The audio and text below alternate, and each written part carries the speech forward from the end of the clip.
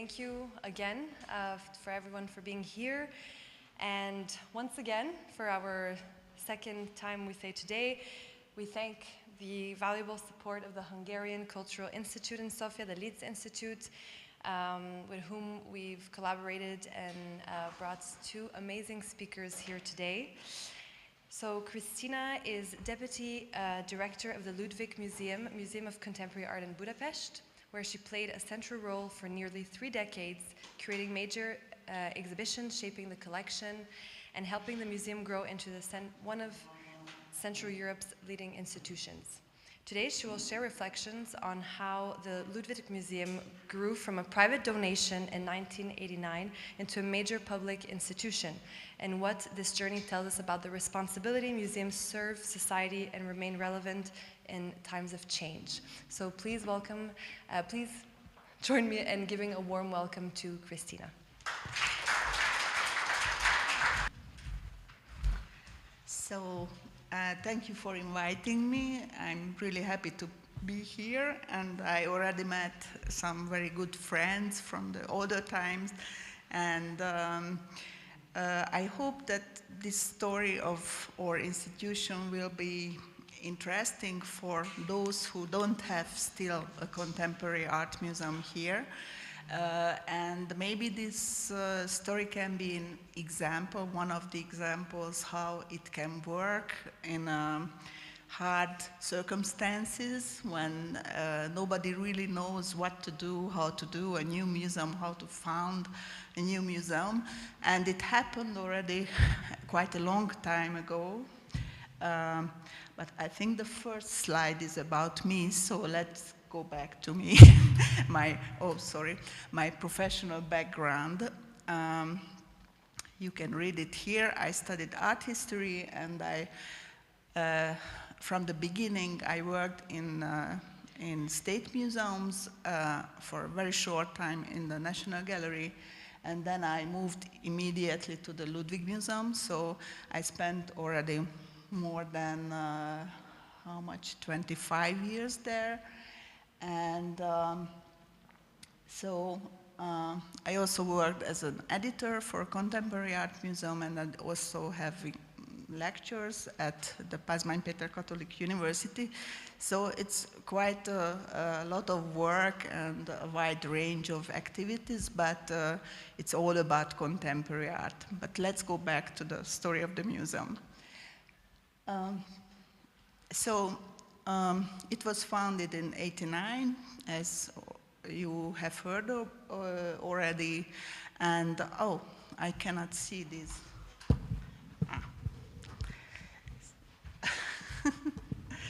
I have a screen here, but I cannot follow the screen there, so I try to move here, and then I don't have to turn always, so I can follow my presentation here.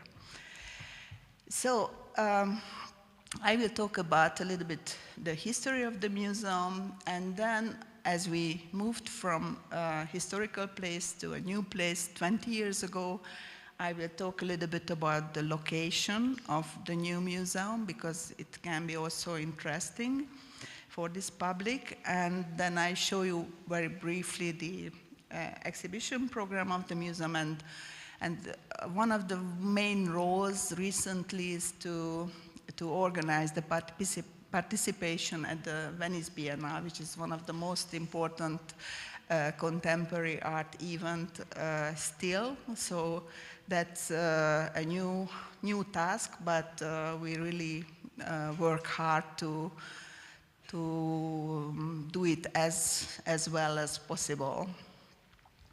So the museum was founded in '89 by a German collector, 2 German collectors. It's a couple, Peter and Irene Ludwig.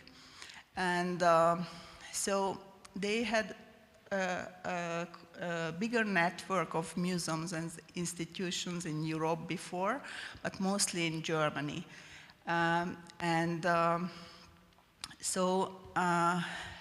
It all happened before the wall was falling, so all before '89. And they really wanted to have connections with Eastern Germany, but it was impossible at that time. So the first country which received their donation and an offer to build a new museum or to found a new museum was Hungary. I will talk a little bit more about Peter and Irene Ludwig. So the first permanent exhibition was opened in the former Royal Palace in Budapest in 91, so quite fast after the foundation. But that time the museum wasn't independent. It still belonged to the National Gallery. So the main point, the main turning point was when it became independent in '96 as a contemporary art museum. And that time it was refounded by the ministry and the state. And then in 2005 we moved to a new location into the so-called Palace of Arts. I will show you images of that also. And it's similar to the earlier place, to the first place in the Royal Castle. It's not only a museum, but a huge cultural complex. And it contains not only a museum, but a concert hall and a theater as well.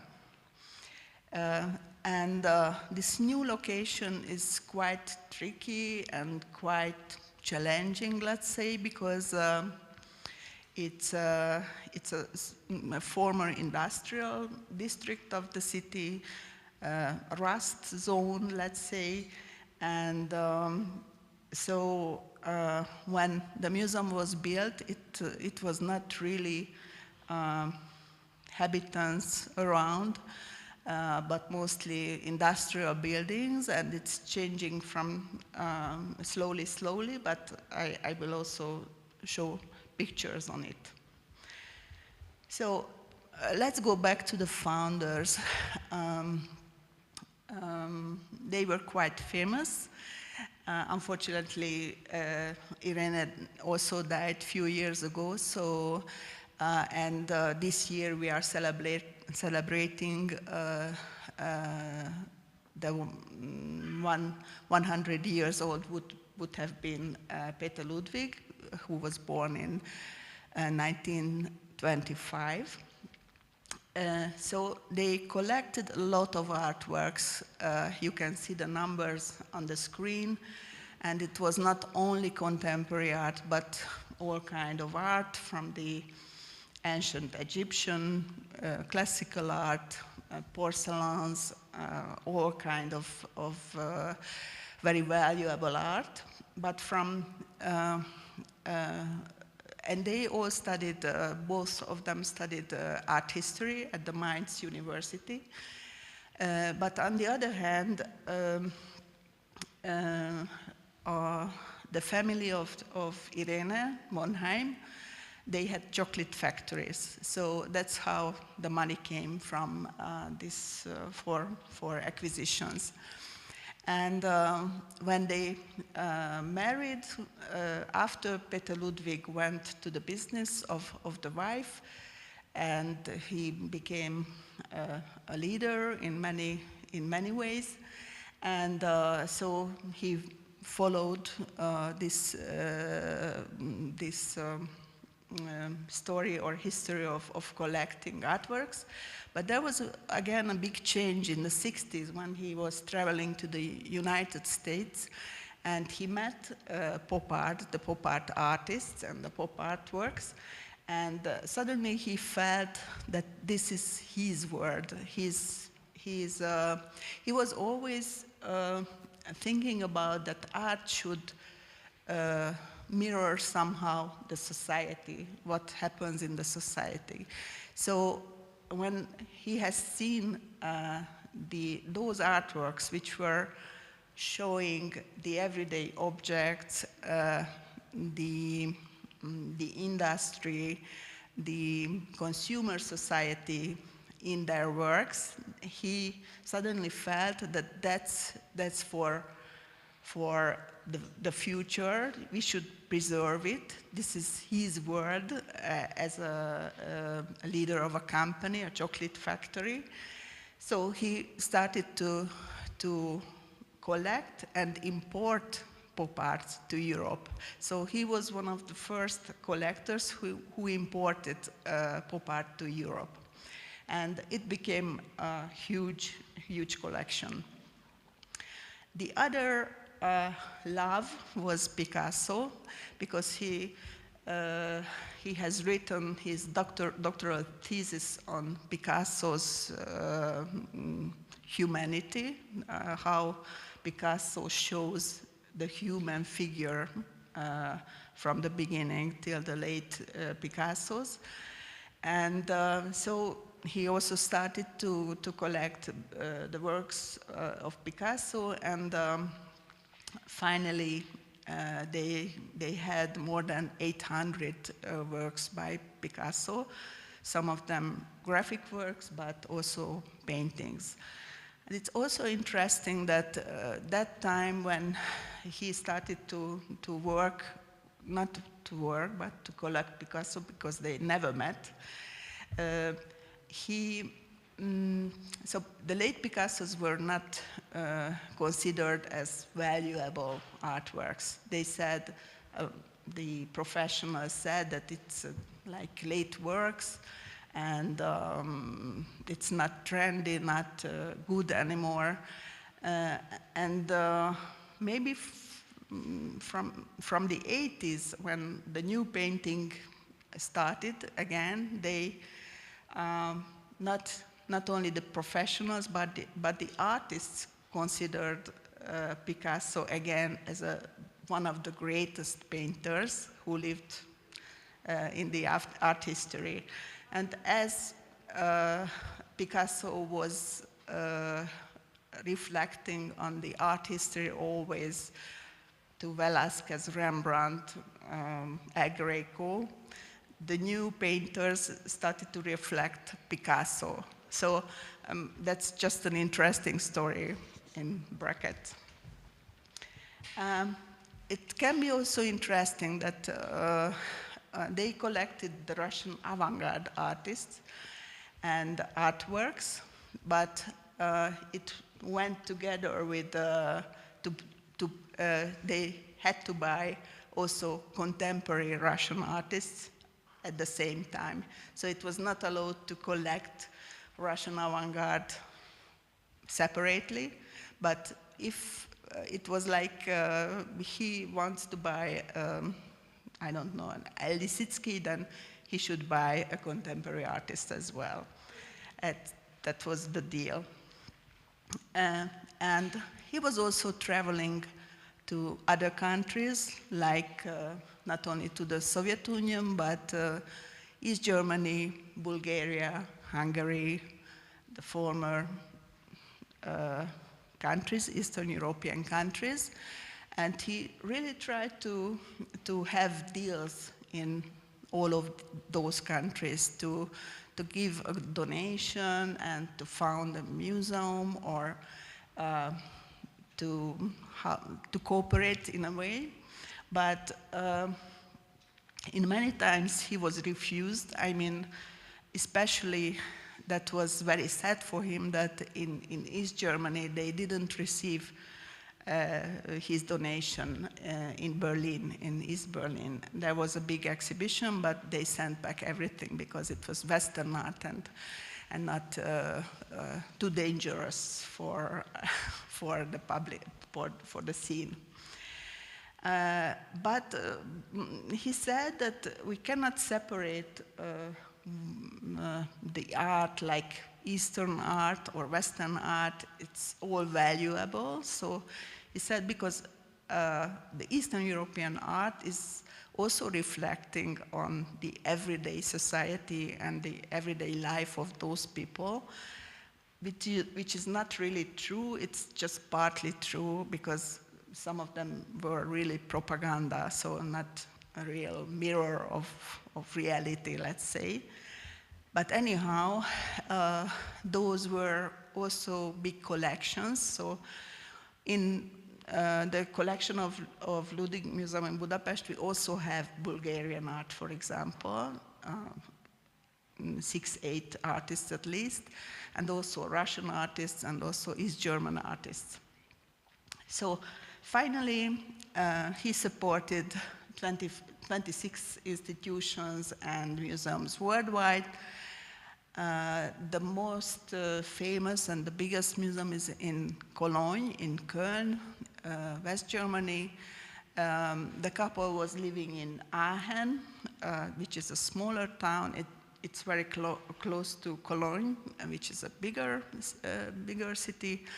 So they cooperated with the Wallraf Free Arts Museum there, and they were giving a lot of artworks to that museum. So now it has the biggest collection coming from the Ludwig couple. And Peter Ludwig died suddenly in 96, and then his wife Irene continued the activity of collecting and supporting institutions. And after her death in 2008, there's still a foundation, a Peter and Irene Ludwig Foundation, which exists also in Aachen, and they are still working with these 26 institutions. So we are also in close connection with the institution, with the foundation, and we used to get some support for acquisitions, for exhibitions, and other tasks as well. So why was it important for Hungary to receive this donation? In the Hungarian public collections, we didn't have any Western art after the Second World War because it was not allowed to collect. We had some from the immigrant Hungarians who went to, especially for Paris or other countries. So, but that was not so, how to say, representative according to the art history. It was mainly the School of Paris, some abstract art, not really those tendencies which became important. As the center of the art went to New York after the Second World War, we didn't have any American art in our collections, or artists who were living in the United States, of course, because of the Cold War, that was forbidden to collect. So the first presentation of their collection happened in the early 80s, in 83. That was a huge success. It was a big exhibition in the Kunsthalle in Budapest, and I think 50,000 people visited. And that was the first time that the Hungarian audience could see, I don't know, Warhol, Wasserman, and such artists. And not only that, but other artists from the Western countries. And it just opened the window to the world, because before the artists and the audience, the public, couldn't travel abroad, or only in 3 years or 5 years. The artists were following what happens behind the Iron Wall, but only through reproductions, magazines. So, and finally, the works were there in reality to see the dimensions and how they look like in reality. And so after this first exhibition, a second was organized already in the National Gallery in '87. And that was already for the purpose that this collection of works, this selected works should remain in Hungary as a donation. So after the exhibition, they moved these artworks to another floor as a semi-permanent exhibition. And just before the political changes, the contract was signed by the Hungarian ministry and the Ludwig couple, and it was about to found a new, modern, and contemporary art museum in Hungary. And so it happened. It was a sort of miracle, but some brave people decided that let's do it. And maybe the other side of the story, I don't say that it's the dark side, but maybe the gray side of the story, that all of those donations and this cultural diplomacy is also worked as a little bit, there was some financial interest behind, like when Peter Ludwig went to Cuba, then that was important because of the sugar, to get cheap sugar for the chocolate factory. I don't know what was the purpose in Hungary. Maybe there were some financial interest, maybe not too much, but I think the most important thing was that Hungary was the most open for this offer, for this donation, because the other countries were refusing, the Soviet Union, East Germany, and so on. So the museum was founded. I pushed something, okay. So I just show you the place, the former place of the Ludwig Museum. You can see on the left the so-called A building, which is not existing anymore. I will tell why. So in the middle, there was the National Gallery building, and on the right side, this is the Budapest Historical Museum and the National Library, the biggest building, the biggest wing of the building.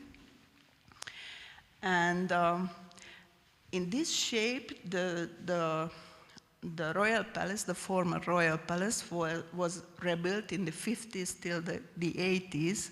So it's not the original building, which was finished in the early 20th century in 1905. And now what is happening to the Royal Palace, it will be rebuilt again according to the original shape. It's called Haussmann program. Haussmann was the architect of the building. So the present government just making new buildings, building new buildings at the spot, and the A building was absolutely removed. So we had only the facade now. And it will be rebuilt or already rebuilt. And the reason was because that wing of the Royal Palace was renovated for the purposes of the Labor Movement Museum. And it means that it was, the architecture was very heavy, very much talking about it looked like the mausoleum inside. It was covered by red marble, so it has really reminiscences of the former regime. So that was the reason why they removed it. But anyhow, the first permanent exhibition was organized in that building in '91, and the older generation can remember maybe Katalin Nérey, who was an internationally well-known and famous art historian, the former director of Kunsthalle, and she was invited to be the director of the new institution. And that's how the exhibition program started, because she had really good connections all over the world, so she could invite really famous artists for the museum to exhibit. So, for example, the first small-scale exhibition was devoted to Yoko Ono, and soon after, Jim Dine came to, famous pop art artist came to have an exhibition there, and so on. So we just started to organize good temporary exhibitions. And as I already mentioned, in '96, the museum became independent, and that was a program of a new government who said that we need a contemporary art museum, and then the questions arose: how and who and why, and then there was a committee who was thinking about that how can anybody do a museum, or how can you found a museum? And the final result was that you cannot found a museum without a collection. So the collection is the most important thing, and the whole institution should be based on the collection. And as one part of the collection was already there, the international part, this committee decided to start a new era, and to start collecting from the political changes, 89.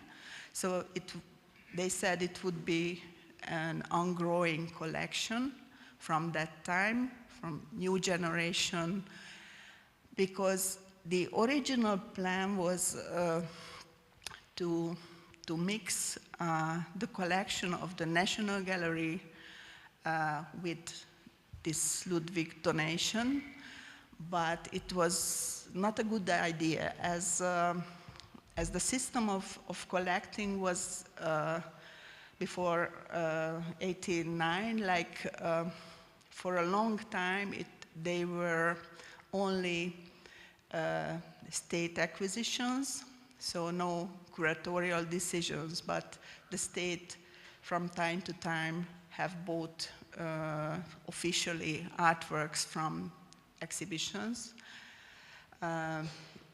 like, I don't know, a graphic biennale or something, and then there was some money to buy artworks, and they went automatically to the collection of the National Gallery. So it is a big collection. It's more than 13,000 artworks, together with graphic works and so.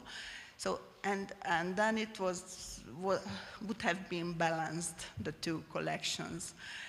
And the decision was that the selected works from Hungary or Eastern European countries should somehow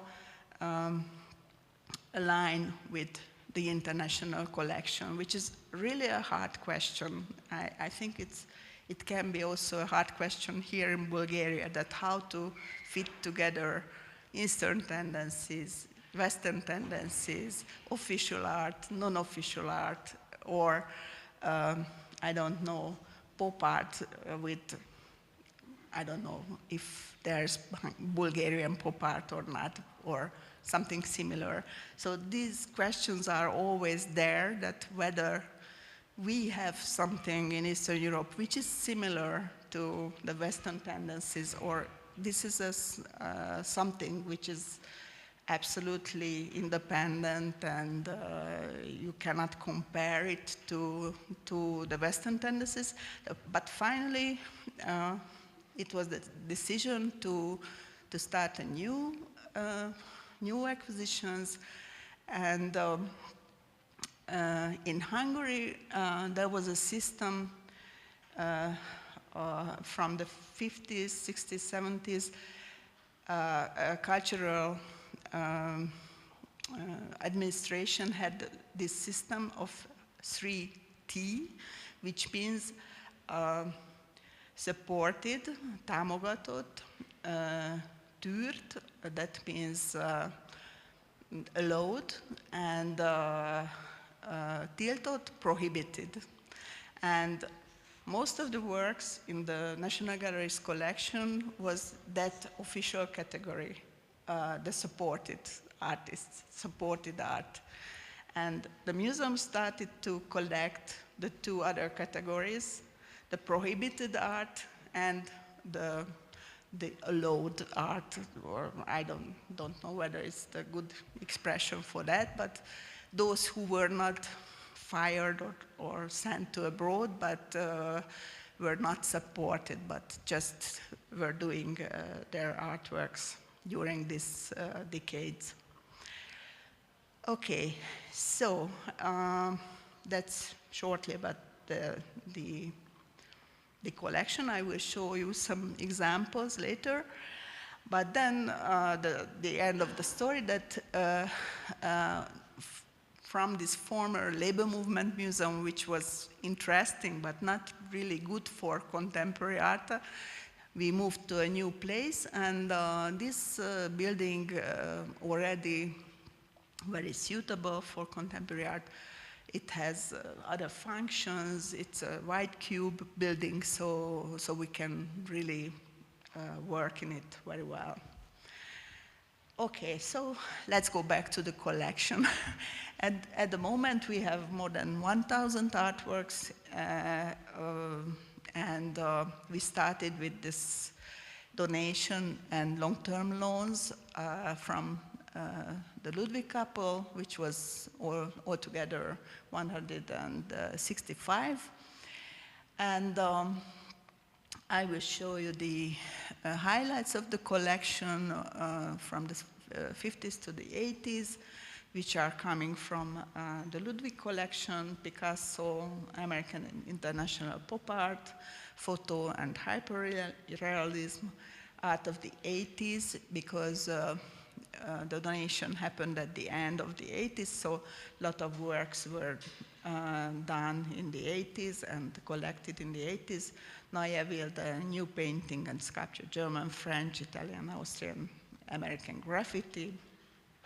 And then the Eastern European art, which is sort of interesting. So biggest part of those works are a sort of official art. So we wanted to keep away the Hungarian official art, but on the other hand, Ludwig gave us some official art from Bulgaria and Eastern Germany. But we also have some so-called non-conformist art from Russia. And then we started to collect artworks, the so-called progressive Hungarian and Eastern European art from the 60s. And the biggest part of the collection is now the so-called contemporary art, the new tendencies after '89. And then the focus is now on Eastern Europe, Eastern European countries and Eastern European art, not only Hungary, but the region, the whole region. And we have already bigger collections of, for example, Albanian art, Ukrainian art, because we try to organize a sort of national exhibitions, but these are not like representing a nation, but artists from Ukraine or Albania. So, and after the exhibition, we can buy easily some artworks from those artists because they are already selected and shown. So the collection is growing, and we have approximately 20 new acquisitions a year. And this is not supported, not funded by the state funds. We have to apply for the National Cultural Fund for Hungarian art and for the Ludwig Stiftung. The Ludwig Foundation used to give some money for the international acquisitions, but unfortunately, since 10 years, they are not giving the money directly to us, but they are collecting for themselves and giving the artworks as long-term loans. And somehow it happened when there were big changes in the institutional structure, and some museums were merged, and there was a plan that the Ludwig Museum should move to a new place again and join to the collection of the Fine Arts Museum. So that time, the Ludwig Foundation decided not to buy directly artworks for us, but for them, and to give us as a long-term loan. Okay, then I show you some pictures. Maybe it's more interesting. Only few examples what we have in the collection. I mentioned already Picasso. This is one of the 3 paintings, and we have also wonderful plates by him. And this piece is very popular because this one is where he directly refers the big painters from the 70s, 80th century, because it's written on the back of the painting that Theotokopoulos, Van Rijn da Silva, and that's Greco, Velázquez, and Rembrandt. And he compares himself to those big painters. Pop art, one of the most popular artworks by Liechtenstein.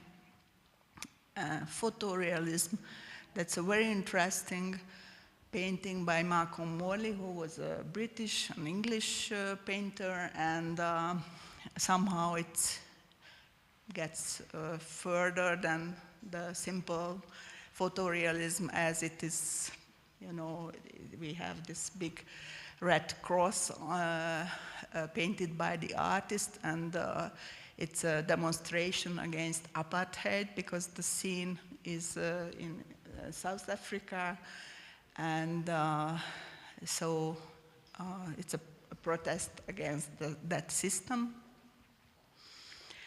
This is really an extraordinary painting by David Hockney, and it's also so it's again goes further than pop art, or I don't know, because it has also a lot of reflections on the European story of painting, pointillism.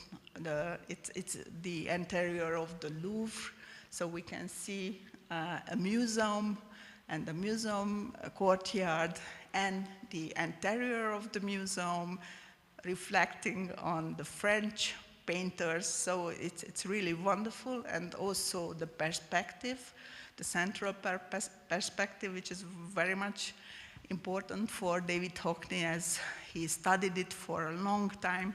So it's really an extraordinary and very nice painting.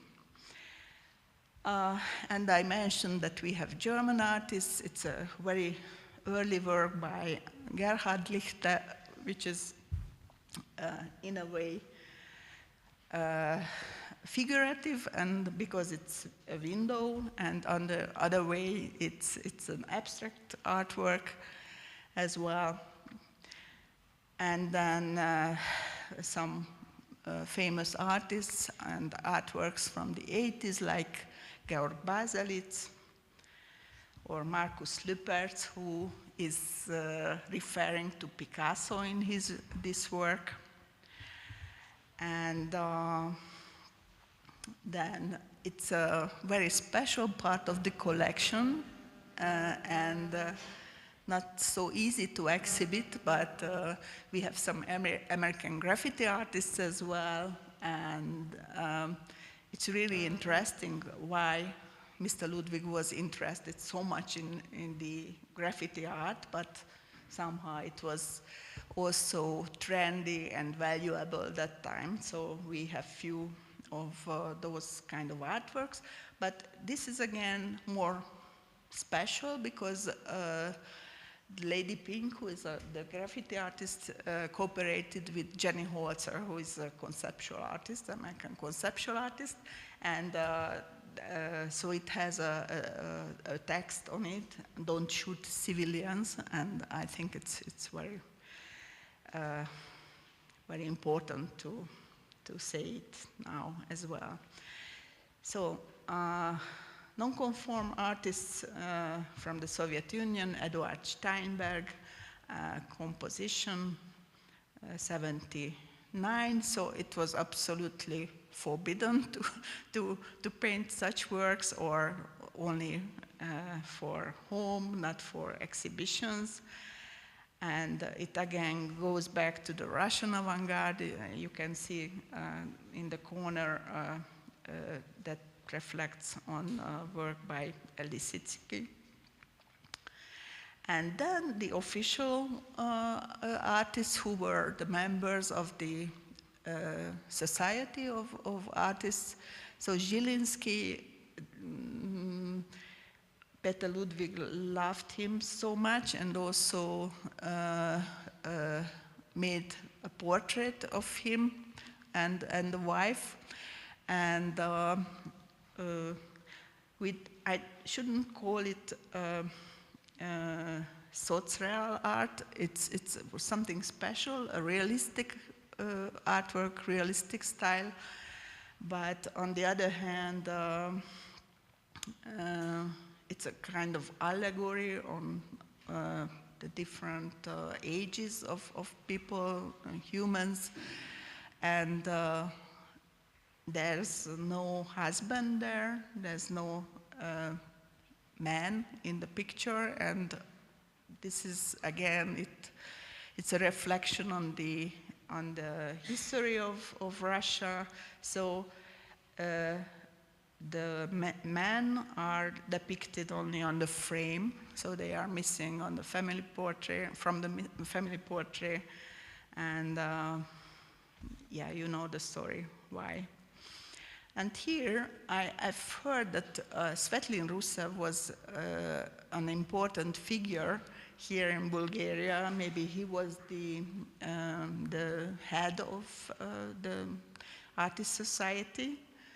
So, and as we were talking with colleagues in the past few days, then maybe he was the contact to Peter Ludwig, who advised other artists, and that's how this collection was created. And some artists from the non-official field of Hungary, progressive neo-avant-garde artists from Hungary like István Nadler or Tamás Szentjobbik.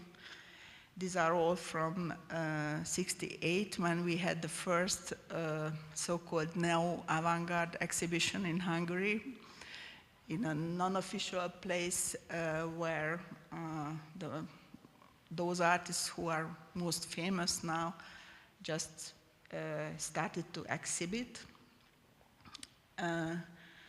Okay, so we really focus on conceptual art, which is not very much represented in the collection of Peter Ludwig, but it was very important in Eastern Europe and in Hungary especially. And performance, happening, and such genre of art. Katalin Ladik became quite famous recently. She had big exhibitions, not only in Hungary, but in Germany and Sweden. She's not only a visual artist, but also a poet and actress, sorry.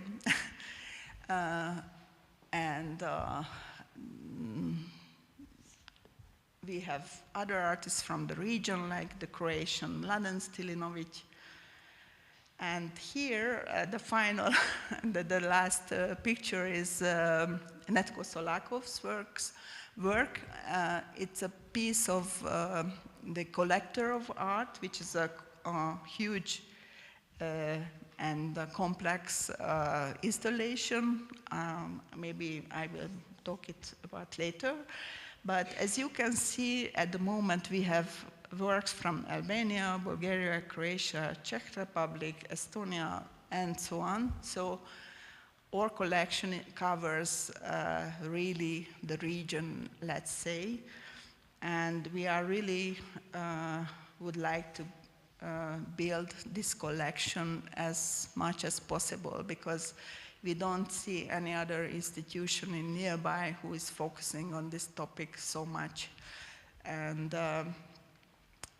the exhibitions and the collecting goes together, as I mentioned, so we really try to organize exhibitions for those countries, and then we can get the artworks from those countries. Okay, so a little bit about the new place, which is not so easy. It's not so central like the Light Art Museum. And when we moved there 20 years ago, it was quite empty. It's next to the Rákóczi Bridge, which is the south part of Budapest. So it's already the sort of suburb or industrial area. But the first building which was placed there was the National Theatre. It was built in 2002. And following that, these residential and office buildings were built along the river. The river is, of course, Danube River is one of the most spectacular and nice place of the city. So these were quite valuable places to build buildings. And recently, an athletics center was built nearby, and on the other side of the street, of that big street called Soroksári, just started to build residential buildings and very fast. So this will be a new district of the city very soon, so with many inhabitants.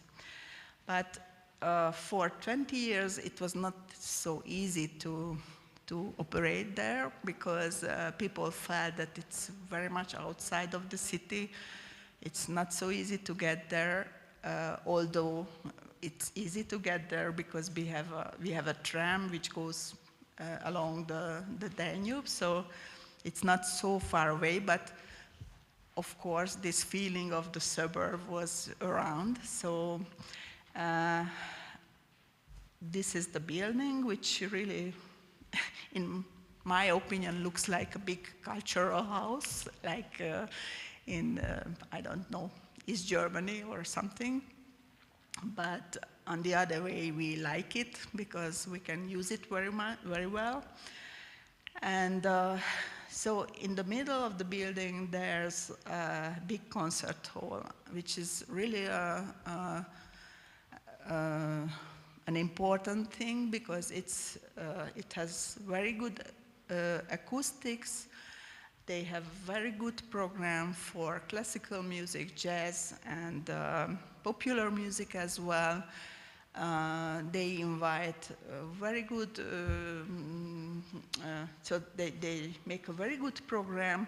So it really popular, and people are coming. And so we have a construction. If someone comes for a concert, that they can enter freely to the museum, and it works. So that's why we are open till 8 o'clock in the evening, and they can enter between 6 and 8 o'clock with the ticket concert. And there's a small theater also in the building on the left side of the building, and it can be used for different purposes as well. And on the right side, the right wing, there's a museum. It's a 4-level museum. On the ground floor, we have storages and a buffet and the cloakroom and such things. And we have 3 levels of exhibition rooms, and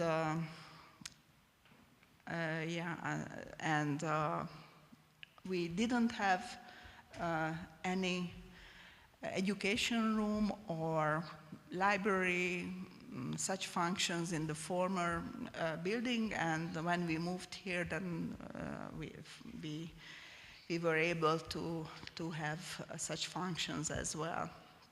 So we have a library, education room, a shop, what else maybe that, and offices, of course.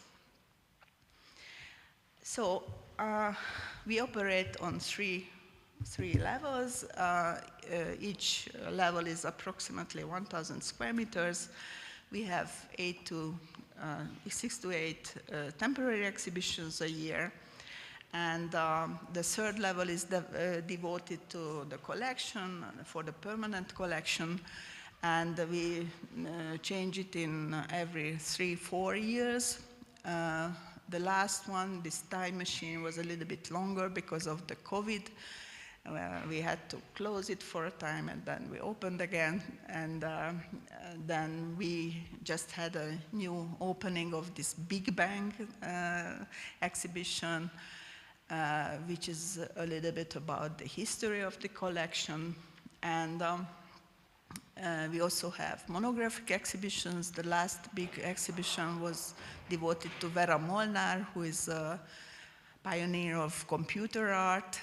She was living in France and would have been 100 years old last year. So there were many celebrations and exhibitions all over the world devoted to her. And from the collection, we can select according to different topics and different actual problems which contemporary art is about. So maybe it was a little bit too late, but last year I was the curator for 2 shows which were devoted to women's art, Women's Quota, that was the title, Women's Quota 1 and Women's Quota 2, and these were all the women artists from our collection. The first one was more about gender issues, and the second was just showing how many and how different, how valuable artists we have in the collection, which we were never focusing on that topic, and so it became extremely popular, and people just didn't realize that this is our collection. They missed a lot of artists and a lot of topics, so maybe we have to make a 3rd edition of that, inviting artists for that show. And I just wanted to mention this exhibition. I am the curator for that. Again, we will show 20 artists from Taiwan in November. This exhibition is supported by the Taiwanese ministry, but on the other hand, it's really challenging because of every circumstances, the political, the weather, and the language, as you can imagine. But on the other hand, it's really, really, really exciting, and I hope that it will be a big success. So a few images left. That was the former permanent exhibition, Time Machine. here you can see some artists who are reflecting to the Russian avant-garde in their works, architects, designers, and also painters. And this is the same spot, but with some new artworks and artists. For example, Otto Hudec is a Slovakian artist and works a lot with environmental issues and such things. So we just bought it with the help of the Ludwig Foundation and immediately exhibited. And this is the exhibition of Vera Molnar, what I mentioned, and the women's quota exhibition with some very young Hungarian artists. And that's one of the image of the Taiwanese exhibition before the storm. And yeah, and last but not least, I wanted to mention the participation at the Venice Biennale, as we are responsible for this representation since 2016. And it's a hard job, but very important what you show for the international audience in Venice, which is one of the most important and most traditional, historical, contemporary art exhibition. And we have two people who are responsible for this organization, but the curator should apply for the position. And we have a jury, and we decide which project would have been the best for that year. So we have art and we have architecture. This year we have an architecture exhibition. And the last, that you can see the title. There's nothing to see there, export your knowledge. So it's a little bit controversial concept on that if we are in a world which is over-consuming and overbuilding the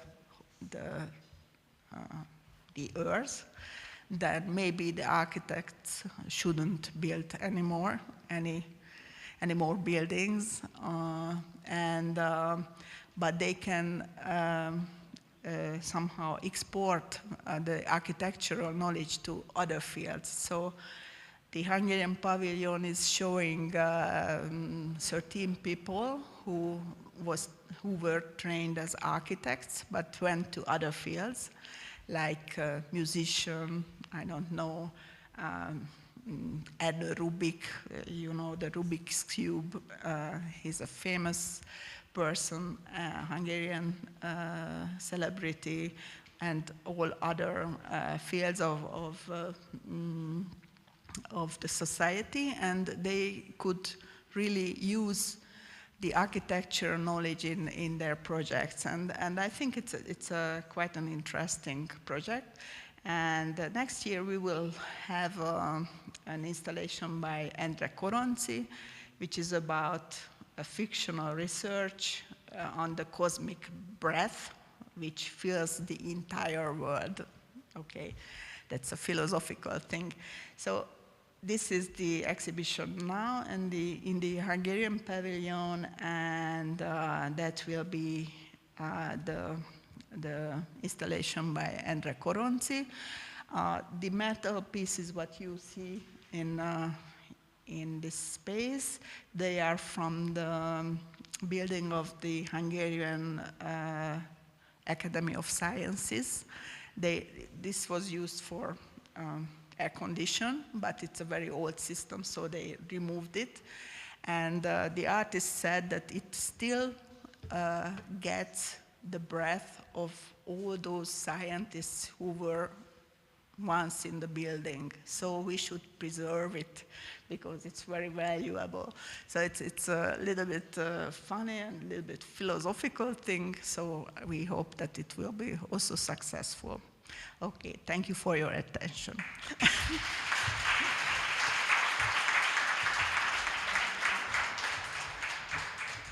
we would like to, if anyone has any questions, would be lovely to have a conversation. If someone has any, amazing. Two things I wanted to hear from you. One, how do you select your 20 acquisitions per year? What is the process? And the other one, a little bit wider, what is the major challenge in your job? First, I answered the second. Working? Okay. So the biggest challenge is the money, as always. So 1/3 of the budget comes from the tickets and applications and other supports. So we really have to find money for everything. So it's the state support covers the salaries, but nothing else. So it's hard because everything is more and more expensive. And the first question, the art historians and curators who work in the museum, we are 5 curators plus me, plus the director, plus the leader of this office for the Venice Biennale. That's a committee. We call it acquisition committee, and we get together and everyone can have an idea or an artist on an artwork, but usually we really try to find the artworks in our exhibitions because we know the background of it, we know the importance of that work. So, for example, this year we had an exhibition for young artists, a competition. Artists under 40, that's young now. And so the winner was really a good artist, and we applied to buy one of his artworks. I'm from East Germany, and former East Germany, and I remember it was always fascinating to go to Budapest and to buy with the few money we had to buy the newest disc, you know, in Budapest. For me, it was Yugoslavia. For you, it was Yugoslavia. And now we see how complicated it is to be together in the European Union, especially with Hungary. So I can imagine, especially for a museum of contemporary art and the very strong position of your leader, it must be a challenge to work in these circumstances. Maybe it's a complicated question for you, but I think. Yeah, I understand what you are asking about. So contemporary art has a chance because the politics is not really involved in contemporary art. It's not a strategic point, not like football, for example, because it moves a lot of people, but contemporary art, it's a small circle. So they don't really support it, but they don't really care of it. So maybe that's the secret.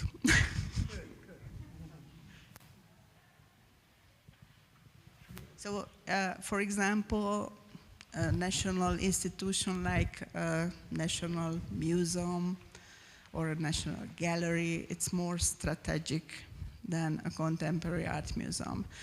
And artists never, they never do propaganda on themselves. So what we exhibit, it's the contemporary art, and it's not propaganda.